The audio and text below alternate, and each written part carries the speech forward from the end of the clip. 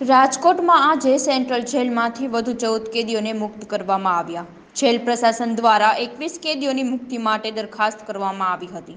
મુક્ત થયેલા કેદીઓએ લોકોને ક્રાઇમથી દૂર રહેવાની સલાહ આપી અને સાથે જ કહ્યું હતું કે ક્રાઇમ કરવાથી ખુદ કરતાં વધુ પરિવાર અને બાળકો હેરાન થાય છે। 14 વર્ષ કરતાં વધુ સજા ભોગવી કેદીઓ છૂટા થતાં તેમના પરિવારમાં ખુશીનો માહોલ જોવા મળ્યો। અત્યાર સુધીમાં 84 કેદીઓની મુક્તિ માટે દરખાસ્ત થઈ હતી, જેમાંથી કુલ 32 કેદીઓ મુક્ત કરવામાં આવ્યા। ત્યારે હવે આગામી દિવસોમાં બાકી કેદીઓ પણ તબક્કાવાર મુક્ત કરાય તેવી શક્યતાઓ સેવાઈ રહી છે।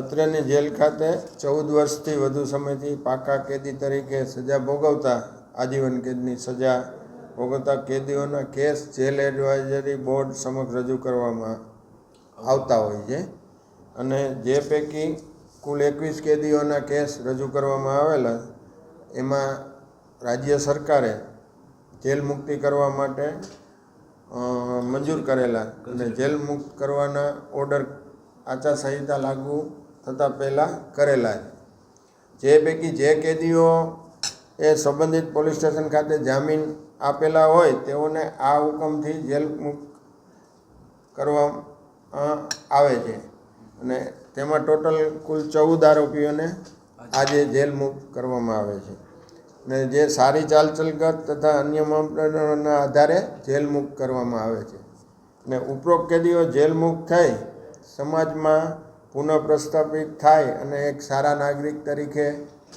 પોતાનું જીવન ગાળે અને પોતાના પરિવારને મદદરૂપ થાય તેવી રાજકોટ મધ્યસ્થ જેલ તરફથી શુભેચ્છા પાઠવી છે। છેલ્લા 32 જેવા કરવામાં આવેલ છે।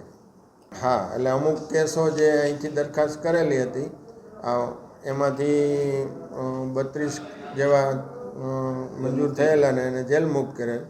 આજે 14 ને જેલ મુક્ત કરે। 21ની દરખાસ્ત હતી આજે, એમાંથી આજે 14 મુક્ત થયા છે। કારણ કે એમાં શું છે કે જે સરકારે હુકમ કરેલો છે પછી જે તે પોલીસ સ્ટેશનમાં એમને જામીન આપવાના હોય, એ જામીન આપી અને અહીંયા રજૂ કરે એટલે અહીંયાથી મુક્ત કરવામાં આવે।